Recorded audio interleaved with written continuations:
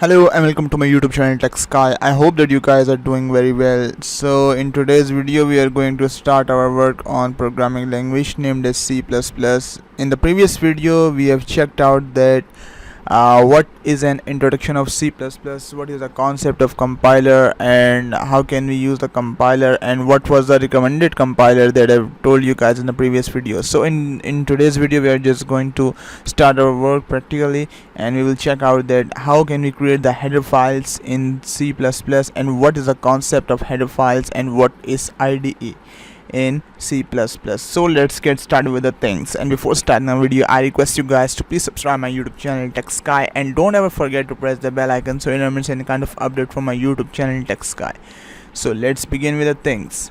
So first you have to open your compiler.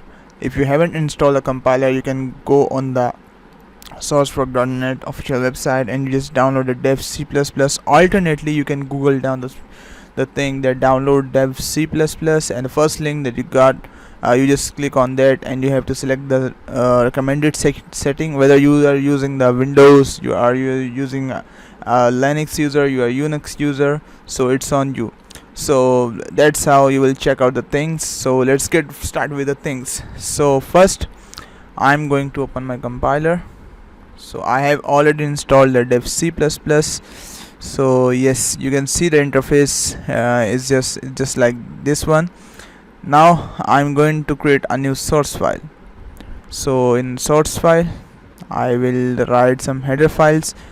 For the creation of source file, you can go here and click source file. If you don't want to create the source file like this one, then you can press the shortcut key Control N. After pressing the shortcut key Control N, the new source file will be created and you are good to go to work with the source file. So anyways, so the first header file is #include input output stream. Second one is so the second header file that we are going to use is #include conio.h. Then using namespace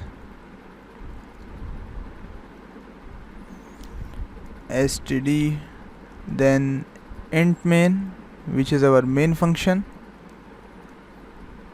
and last but not the least get ch. I've missed. So I have written all the necessary and essential header files. These are the header files you have to write every time when you are going to create a new source file for the creation and development of any application in C++.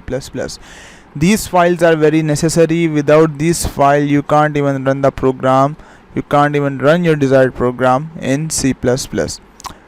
Now I have, as you can see that I have written a source file. So there's a thing that what is the main usage of this source file and what is the concept, why are we using this source file? There's a main question. So this first header files that you can see #include iostream. So iostream, and it is abbreviated as input output stream.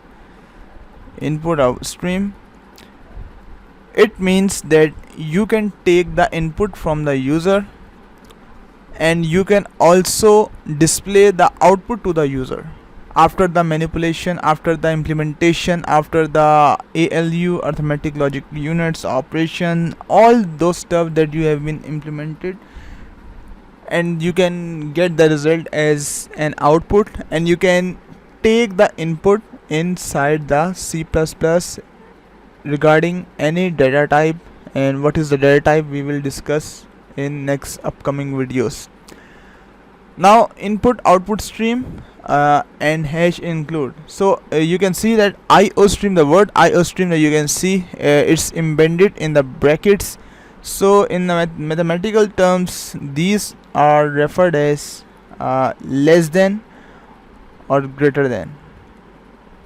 We can in some cases we refer them as less than, in some cases we refer them as greater than.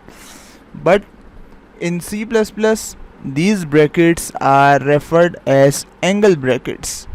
So you need to the library, the the function that you are importing inside your source file with a keyword hash include, and then beside hash include you have to put the angle brackets, and you have to put the name of that library or that function you need to import inside your program. So hash include iostream, it means hash including, we are including the input as well as output in our program. The next thing is conio.h. Whenever you create an application, whether it's an application of 5 line of codes, 10 line of codes, or up to the enterprise level, whenever you create the application, if you use conio.h, then there is an extension that is referred as executable extension. It is the extension that is used with the video games, the applications. It always directed and pointed towards the main file that needs to be executed.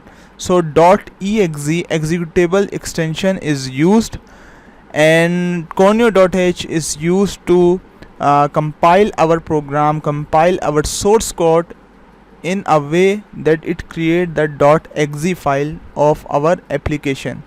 So it means that conio.h is used for creating executable file.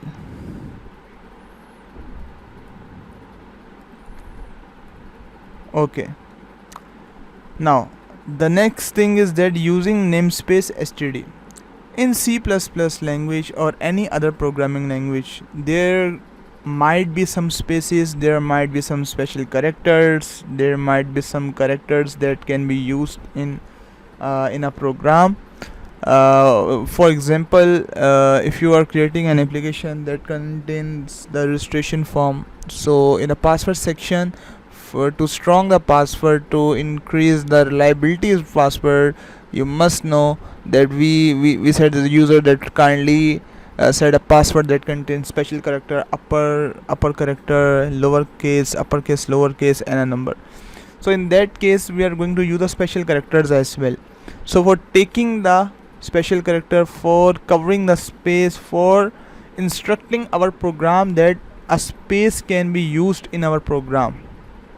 For example, if you have created an application that take the sentence from the user, and then it will translate that sentence into any other language. So while taking a sentence, then there might be a space such as hello, my name is John. So we have to give the hello, then we have to give the space, then my, then space. So those spaces can be count out by using namespace std. Using namespace std, the header files that we are using, it will tells the compiler that there might be some kind of spaces that user can allow in this program. After that, int main is our main function. Always remember, this is an important thing that I'm going to tell you guys. Always remember one thing, that all those words that contains the parenthesis, or you can say round brackets, in mathematical terms you can say, you can refer them as round brackets, but in mathematical in the programming field, these are referred as parentheses.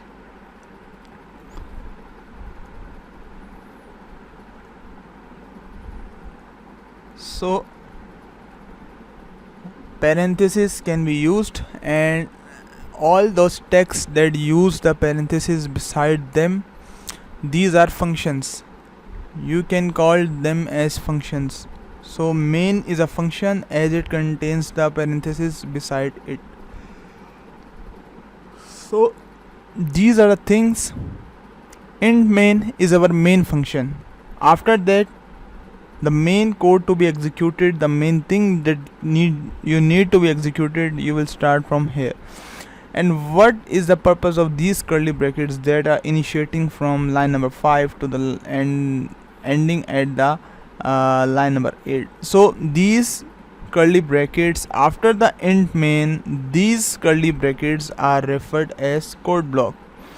In the code block, you need to write every single code you need to display to the user, or you need to perform the calculation that's need to be included in your application. And simply, in simple words, you can say that all of the codes that you need to write after the source file, after the header files, you just need to write all those code inside this code block. So if I want to execute the code, I will start writing from line number 6.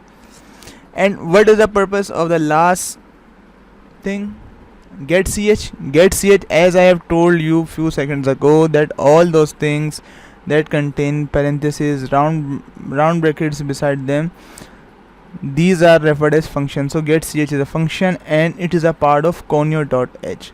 So conio.h, hash include conio.h on line number 2, and hash on line number 7 get ch.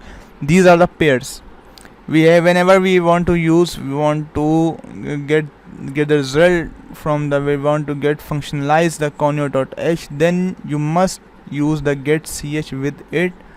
And these are the stabilized positions of every header files and every function that we are going to use in C++ source code that we are going to implement for creation of any application. So this is the very simplest concept of header files. I have explored you people the each and every single thing that you people must know while creation of any program. So that's all from today's video, and I hope that you guys like the video, and I hope that you guys have installed the compiler. And if you like the video, then do subscribe my YouTube channel TechSky, and don't forget to press the bell icon so you never miss any kind of update from my YouTube channel TechSky. Thank you.